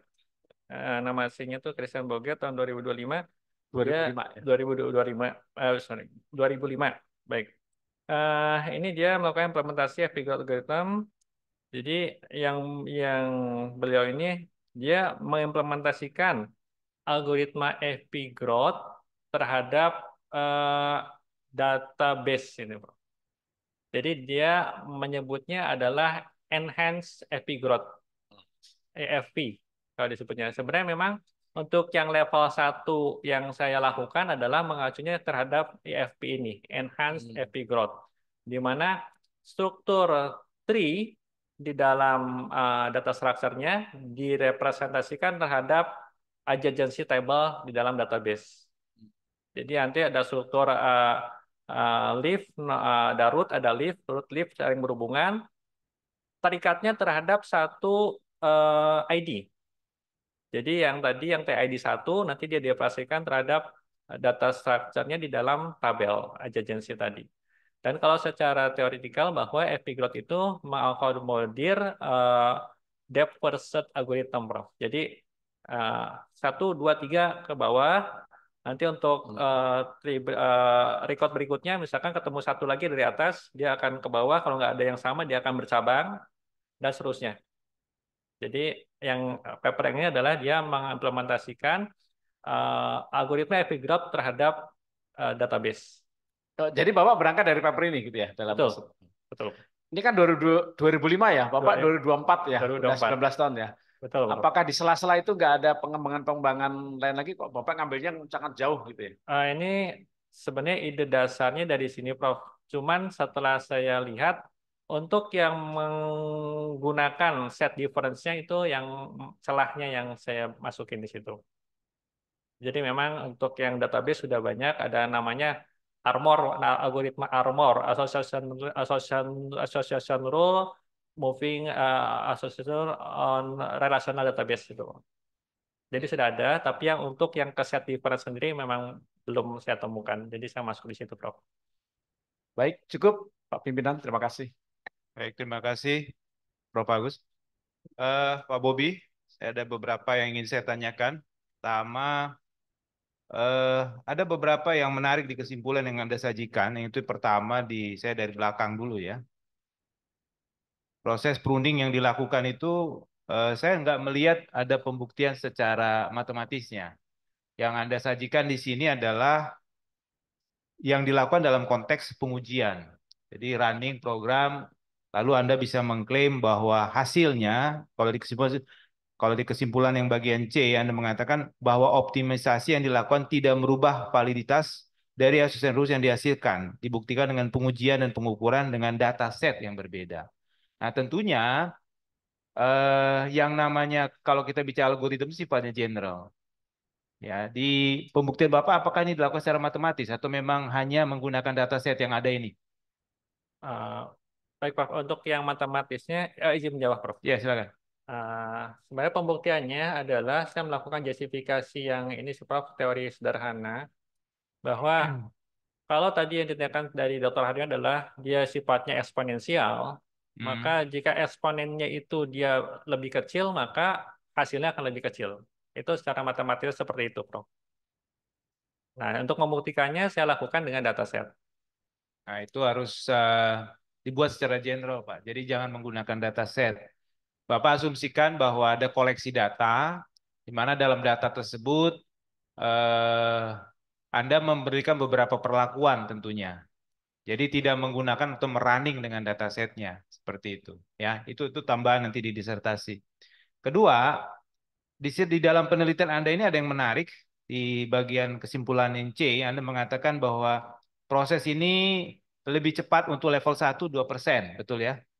Lalu level 2 bahkan lebih cepat, minimal 94%.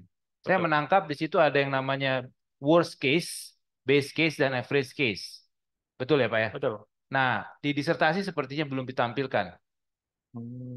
Baik, Prof. Harusnya ada itu ya. Jadi Baik, baik, Prof. ada kondisi base case, average case, dan worst case-nya. Karena di sini kan ada range, di mana ada minimal sekian persen. Ya. Nah, berikutnya Pak Bobby, saya mencoba memahami yang Anda sajikan dalam konteks pembanding dengan penelitian sebelumnya. Secara eksplisit Anda menampilkan di disertasi di halaman di tabel sebentar ya, di tabel 42. Di tabel 42 itu ada beberapa eksplorasi penelitian sebelumnya, kurang lebih ada 13 penelitian dari tahun 90-an sampai tahun 2020-an.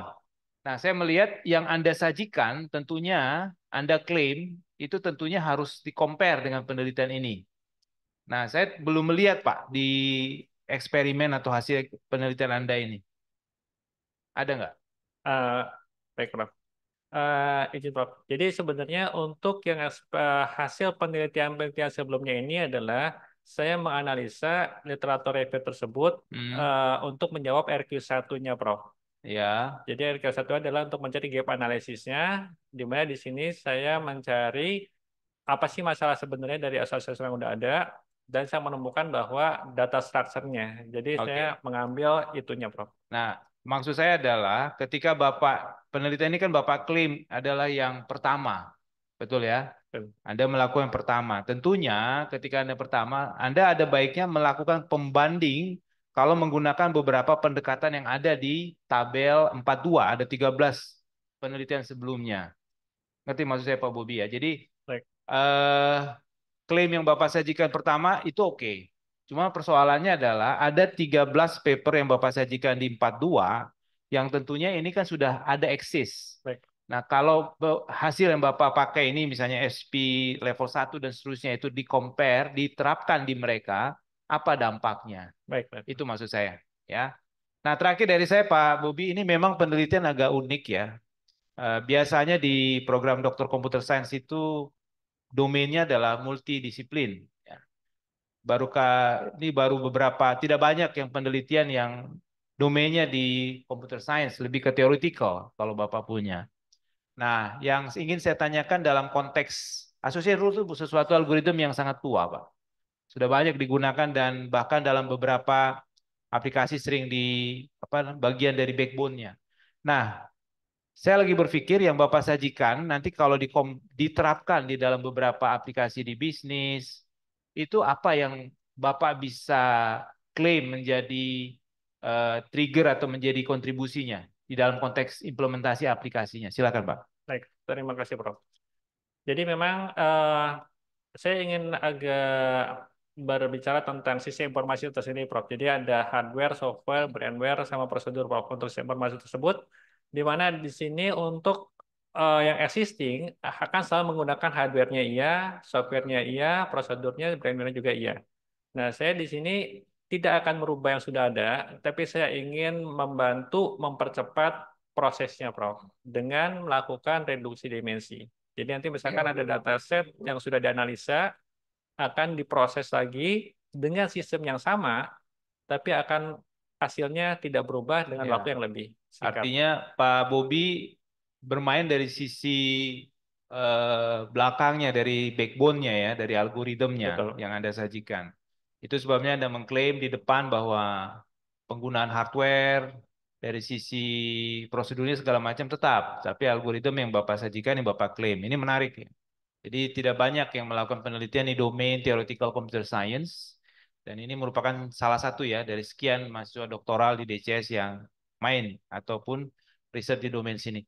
Terakhir dari saya Pak Bobby, kalau Bapak nanti setelah lulus ya, to do next siapa yang Bapak kerjakan ini? Karena tentunya bisa pilihannya either Bapak ke theoretical computer science, di mana pemainnya tidak banyak, ya, sangat sedikit, atau Bapak ke terapannya, yang mana yang Bapak kerjakan? Eh, Nanti saya mungkin untuk jangka pendeknya terapan dulu, Prof.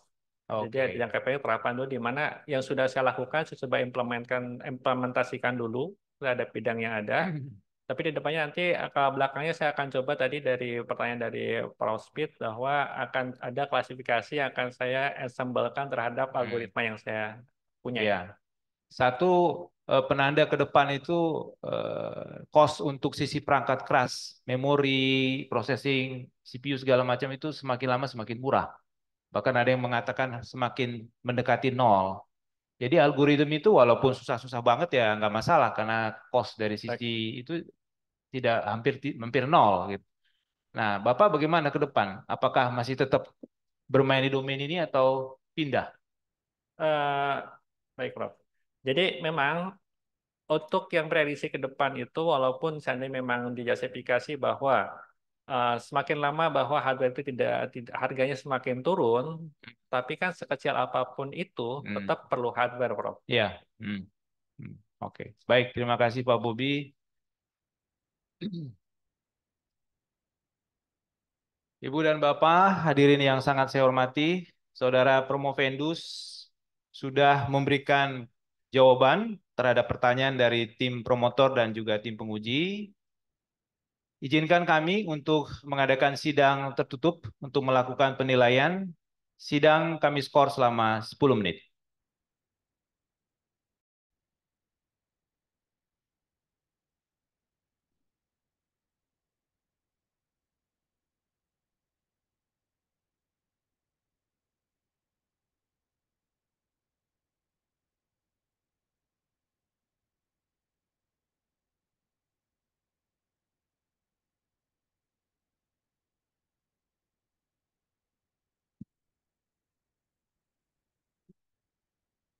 Baik, kepada Bapak Ibu tamu undangan, dipersilakan untuk duduk kembali karena acara akan segera dimulai.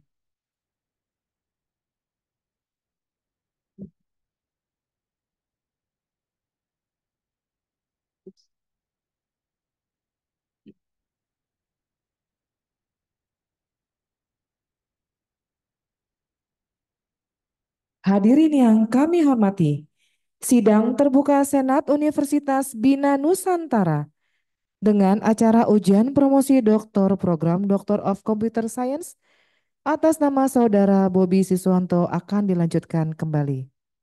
Ketua sidang, tim promotor, dan tim penguji memasuki ruang sidang.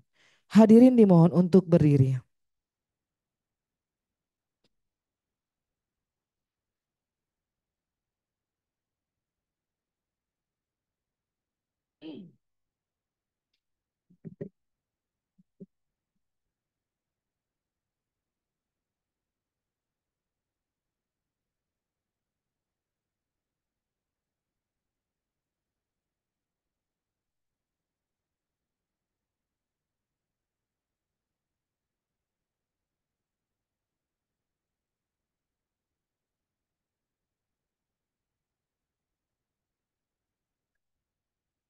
Hadirin dimohon untuk duduk kembali.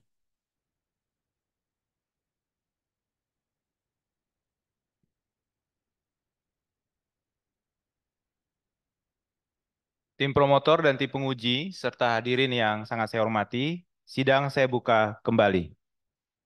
Mohon petugas mempersilakan Promovendus memasuki ruang sidang.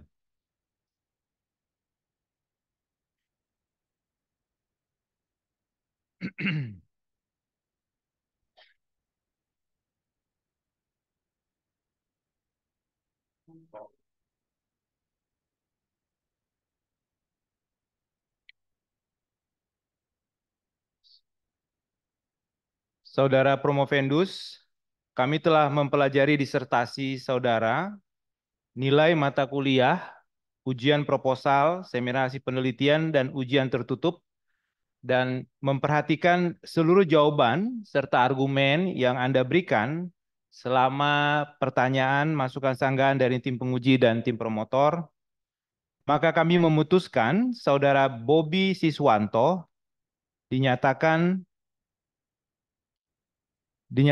lulus dalam ujian promosi doktor hari ini Senin 19 Agustus 2024 dari program Doctor of Computer Science DCS Binus University dengan peminatan Computer Science dengan nilai huruf A.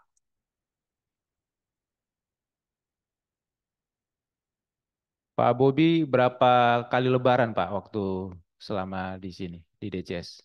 Masih ingat nggak? Berapa? 3 kali. Bukan kayak Bang Toyib ya. Maka dengan memperhatikan pencapaian semua nilai mata kuliah, maka saudara nyatakan lulus dengan predikat summa cum laude. Bapak Dr. Bobi Siswanto. Saya orang pertama yang menyebut Bapak hari ini dengan gelar doktor. Anda adalah doktor ke tegas dan benar jawabannya. Betul, Anda adalah doktor ke-85 dari program Doktor Computer Science DCS Binus University. Kami mengucapkan selamat kepada Dr. Bobi Siswanto atas gelar yang saudara peroleh.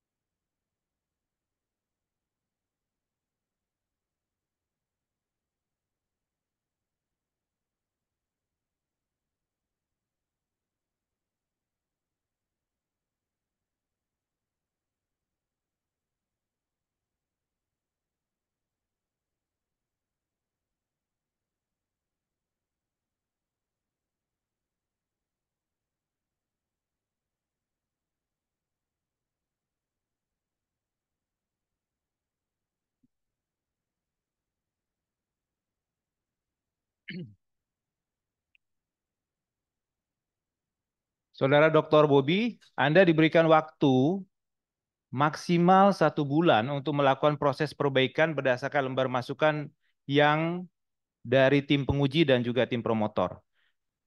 Seandainya Anda lewat dari 1 bulan melakukan revisi, belum melakukan revisi, maka predikat dan juga kelulusan Anda akan ditinjau kembali. Jelas Pak ya? Jadi validasinya itu 1 bulan. Silakan dalam 1 bulan Anda sudah memperoleh approval dari tim penguji dan juga tim promotor. Baik, selanjutnya kami persilakan promotor Bapak Prof. Widodo untuk menyampaikan kesan, pesan, dan harapan bagi dokter baru ini. Silakan Prof. Widodo. Baik, terima kasih Ketua Sidang, pimpinan sidang, dan seluruh tim penguji. Kami tim promotor mengucapkan selamat sekali lagi kepada bimbingan kita, Dr. Bobi Siswanto ya. Selamat Pak Bobi, Anda berbahagia hari ini bersama keluarga bisa hadir untuk mempertahankan hasil disertasi Anda. Ini suatu kebanggaan bagi kita juga tim promotor dan kolega rekan-rekan semua di BINUS Bandung ya. Di sini ada Pak Andi, ada Pak Hadi ya, dan rekan-rekan di BINUS Bandung. Mohon Pak Bobi dapat terus dibimbing ya sebagai dokter yang baru lulus dan bisa berkolaborasi terus sebagai bekal menjadi dosen bergelar doktor ya yang bisa menghasilkan terobosan inovasi nanti di BINUS Bandung ya. Pak Bobi bidangnya apa? IoT ya. IoT ini tadi disertasinya juga cukup baik ya, mengarah ke theoretical computer science. Pesan saya sebagai promotor agar selalu rendah hati ya, menjaga tata krama, menjalin hubungan yang baik dengan siapa saja dan menjadi dosen yang berprestasi nantinya. Semoga usaha Bapak ini diganjar yang baik oleh Tuhan Yang Maha Esa dan bisa membahagiakan keluarga dan sanak saudara. Selamat ya buat Ibu, suami Bapak Bobi sudah lulus. Ini bukan akhir ya Pak Bobi, ada banyak yang harus Anda kejar ya. suka duka, hambatan semua sudah Anda lalui sama masa S3 ya. Kalau saya amati itu sudah komplit sekali. Tapi kedepannya pasti lebih susah lagi karena itulah ujian dari Tuhan semuanya untuk naik tingkat. Selamat ya Pak Bobi, kita ucapkan selamat. Semoga karir Pak Bobi nanti di institusi di Binus University semakin baik. Terima kasih Ketua Sidang. Baik, terima kasih Prof. Widodo. Silakan Pak Dr. Bobi untuk kembali ke tempat duduknya.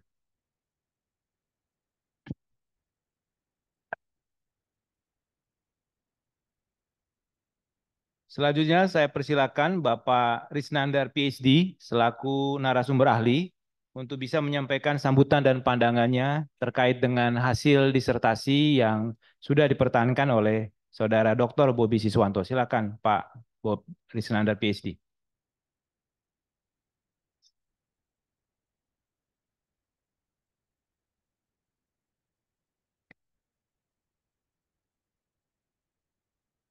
Baik, terima kasih semuanya Pak Ketua dan para penguji, termasuk para pembimbing yang saya hormati. Saya Risnandar yang kebetulan saya peneliti di Pusat Riset Kecerdasan Artifisial dan Cyber Security di BRIN Bandung. Dan kebetulan Pak Bobi ini adalah partner saya di dunia riset dan juga dosen juga. Seperti itu ya. Yang pertama saya ucapkan terima kasih kepada Pak Bobi dan selamat ya atas gelar barunya Dr. Bobi, Pak Dokter karena beliau memang sejak kuliah dan sejak menjadi dosen risetnya memang di computer science dan di basic science di komputernya seperti itu. Nah, yang tertarik adalah karena bidang saya sejak saya studi S3 di Kumamoto University Jepang, yang kebetulan Pak Prof Widodo ya dari Kumamoto juga ternyata. Salam senior senpai. Kebetulan bidang saya di bidang AI yang tidak akan lepas dari dunia machine learning dan data mining ya. Yang saya lakukan adalah terkait dengan algoritma FP ini, frequent pattern grow ini. Pertama, saya ketahui bahwa dari sisi teknikal maupun implementasi, algoritma ini di bagian tree-nya itu lebih rumit dan sulit dibandingkan dengan algoritma yang appropriate. Kan ada dua ya, ada yang appropriate dan yang FP ini ya, seperti itu. Kemungkinan yang kedua tidak akan kuat di sisi memori ya tadi ya. Kemudian di sisi database juga kalau ukurannya besar, otomatis ke database-nya akan loading cukup besar. Ini dari pengalaman saya ketika riset ya, dan sampai saat ini. Kemudian yang ketiga ini adalah otomatis epigrow ini akan membuat pola-pola yang banyak. Seperti itu ya, pattern-nya akan banyak. Dan tentu dengan dimensi yang tinggi, jumlah pola bisa sangat banyak sehingga sulit untuk mengimplementasikan hasilnya.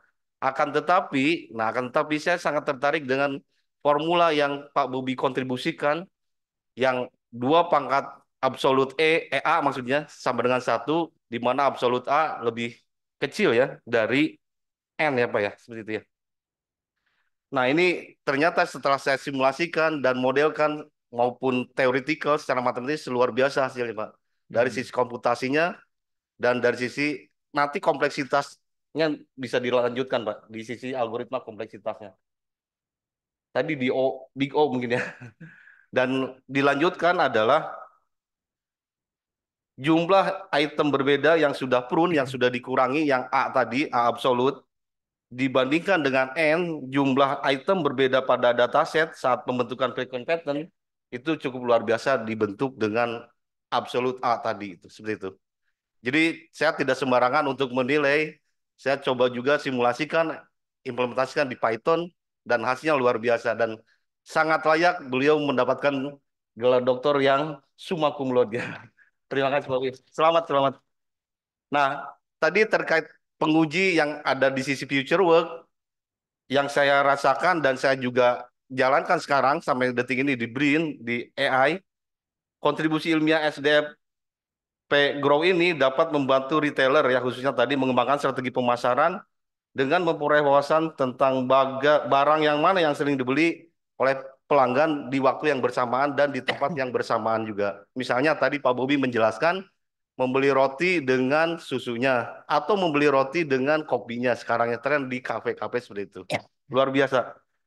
Atau dalam kontribusi ini saya sendiri di bidang AI dan menggeluti di bidang data mining juga tentunya tidak akan lepas dari data mining dan machine learning, basket data analysis, kemudian ada cross marketing, catalog design, cell campaign analysis, weblog analysis, DNA sequence analysis, recommender system, fraud detection termasuk di cyber security.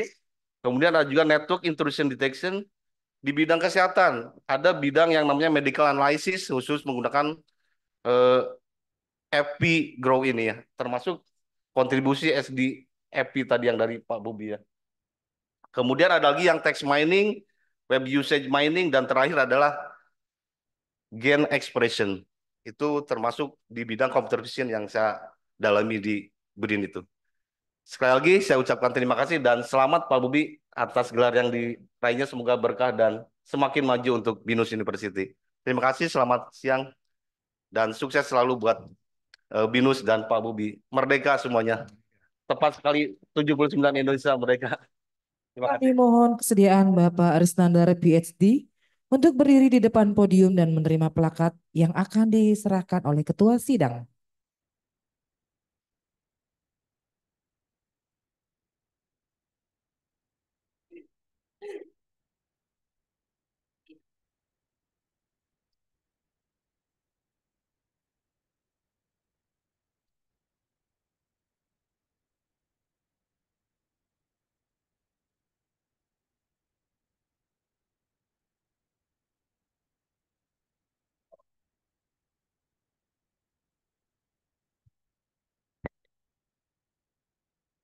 Yang terhormat hadirin, Ibu dan Bapak semua,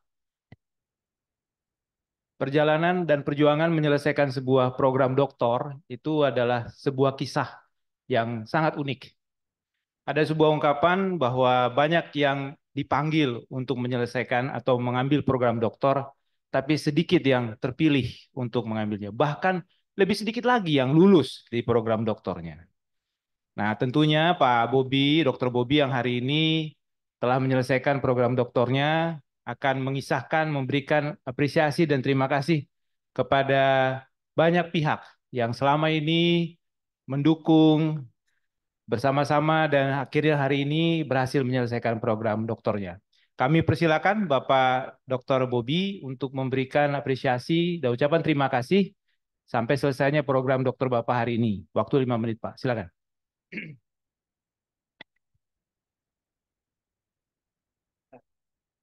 Baik, bismillah. Baik, izin para prof dan doktor, izinkan saya untuk menyampaikan sepatah beberapa kata. Pertama-tama saya ucapkan alhamdulillah saya sudah bisa dinyatakan lulus sebagai doktor ke-85 dari DCS, di mana artinya sudah ada 85 doktor. Kalau misalkan setahun satu aja, setahun 12, 1 bulan sekali, berarti sudah lebih dari 5 tahun DCS ini. Jadi kalau 5 tahun udah 60, ini udah 85, artinya sudah lebih dari 5 tahun DCS ini berdiri. Nah, saya pertama-tama ucapkan alhamdulillah syukur kepada Allah sudah mengizinkan saya untuk sampai lulus tahap ini. Terima kasih terhadap orang tua, mertua saya, istri, anak-anak saya, rekan-rekan di BINUS Bandung, Jakarta, para tim promotor, Prof. Widodo, Pak Dr. Haryono, Bu Dr. Nesti, dan juga Prof. Fot dan semua para penguji. Dan juga para tamu undangan sudah bersedia hadir di sini, terutama untuk teman saya Pak Haldi yang sudah mengkoordinir undangan. Terima kasih. Mungkin ini saya agak sedikit sharing aja kalau diperbolehkan untuk menyampaikan sesuatu bahwa perjuangan sebagai dokter ini bukanlah suatu yang mudah tapi tidak mustahil. Karena memang ada cerita bahwa ada cerita tentang seorang ayah dan anak dengan seorang keledai yang mereka melakukan perjalanan. Di awal, sang ayah naik ke atas keledai, anaknya nuntun. Nah, di suatu kota mereka dikatain, wah ayahnya ini nggak sayang sama anaknya, kok anaknya suruh jalan. Nah, mereka melaju dan mereka bertukar posisi. Lalu anaknya yang naik, di kota berikutnya dikatain lagi, ah ini anak nggak tahu diri nih, nggak sayang sama orang tua. Masa anaknya naik keledai, bapaknya suruh jalan? Nah, salah lagi nih. Akhirnya mereka memutuskan menaiki keledainya bersama-sama. Diomongin lagi sama orang-orang. Dasar orang-orang nggak tahu diri, masa keledai sekecil itu dinaikin berdua? Salah juga nih. Akhirnya karena sudah sakingnya, akhirnya anaknya memanggul keledainya, jadi digendong keledainya. Dikatain lagi, wah nggak punya pikiran masa keledai digendong bukannya dinaikin. Nah, jadi maksud saya adalah eh, tidak ada yang mudah. Kita akan ada selalu yang mengomentari. Tapi yang terjadi terhadap kedua orang tadi dengan keledai adalah mereka sampai di tujuan. Nah, kita di sini bahwa apapun yang kata orang, kalau menurut kita baik dan ada landasan baiknya, kita selesaikan. Jadi memang tidak ada sesuatu yang mudah, tapi insya Allah memang sudah ada yang target kita coba capai, kita sampaikan di target tersebut. Oke, untuk menutup saya boleh baca pantun. Pantunnya agak lupa tadi dari jalan berpikir. Eh, Pergi ke Salatiga naik Mitsubishi Exit. Pulangnya naik Stargazer esensial. Kata orang sih kuliah S3 itu sulit, tapi selama kita nggak mager, insya Allah pasti akan sampai ke babak final. Itu dari saya. Terima kasih. Wassalamualaikum warahmatullahi wabarakatuh. Baik, terima kasih Pak Bobi. Menarik sekali ya ilustrasinya. Saya rasa di DCS Ibu Bapak bukan cuma disorakin ya atau cuma diberitahu ya. Kita mengarahkan kudanya apa keledainya dan kedua orang tersebut. Baik. Yang terhormat Ibu Bapak semua, atas nama seluruh pimpinan dan Yayasan Universitas Bina Nusantara, serta pengelola, dosen DCS, saya menyampaikan ucapan selamat sekali lagi Bapak Dr. Bobi Siswanto atas gelar yang saudara peroleh. Secara khusus, kami mengucapkan terima kasih kepada tim promotor yang setelah, kalau mendengar tadi Pak Bobi sebut 3 kali lebaran ya Pak Bobi ya, membimbing, mengarahkan, memberikan masukan, mengkoreksi, itu sebuah effort yang luar biasa. Secara khusus ke Prof. Widodo selaku promotor, lalu Bapak Dr. Haryono selaku kopromotor 1 dan juga Ibu Dr. Nesti selaku kopromotor 2 dan tentunya ke tim penguji yang hari ini hadir, Prof. Sani, terima kasih sudah berkenan hadir, Prof. Speed juga terima kasih sudah berkenan hadir dan Prof. Agus Bono yang telah berkenan hadir. Tentunya semua masukan dan juga komentar sanggahan dari Ibu, Bapak, Prof semua akan memberikan sebuah kesempurnaan bagi disertasi yang disampaikan oleh Bapak Dr. Bobi Siswanto. Saya mewakili pengelola DCS mengucapkan mohon maaf jika ada hal-hal yang kurang tepat selama ini, yang kurang sesuai atau tidak sempurna yang kami berikan kepada Bapak Dr. Bobi selama melakukan pendidikan doktoral di DCS. Dengan mengucapkan terima syukur kepada Tuhan Yang Maha Esa dan terima kasih kepada tim promotor dan tim penguji sekali lagi, kami mengucapkan terima kasih dan sidang dinyatakan selesai dan ditutup.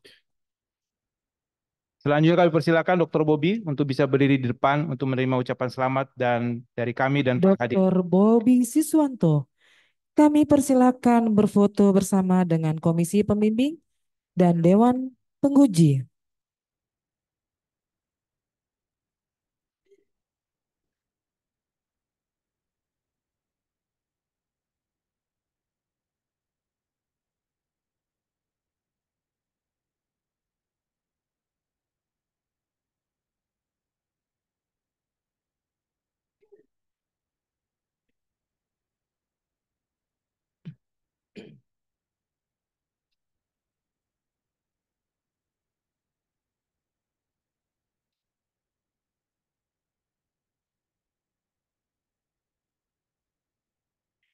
Kami mengundang keluarga inti dari Dr. Bobi Siswanto untuk berfoto bersama.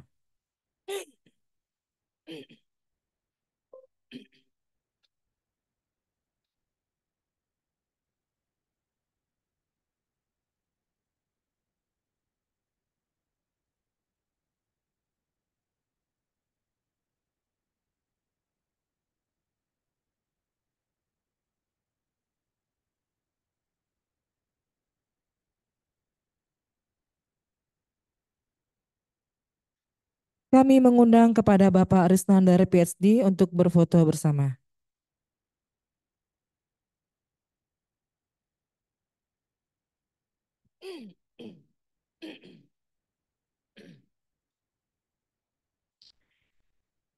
Hadirin dipersilakan untuk menyampaikan ucapan selamat kepada Dr. Bobi Siswanto dan keluarga. Dengan demikian, sidang terbuka Senat Universitas Bina Nusantara dengan acara ujian promosi doktor program DCS telah selesai. Terima kasih atas kehadiran Bapak dan Ibu semua. Dan akhir kata kami ucapkan selamat siang.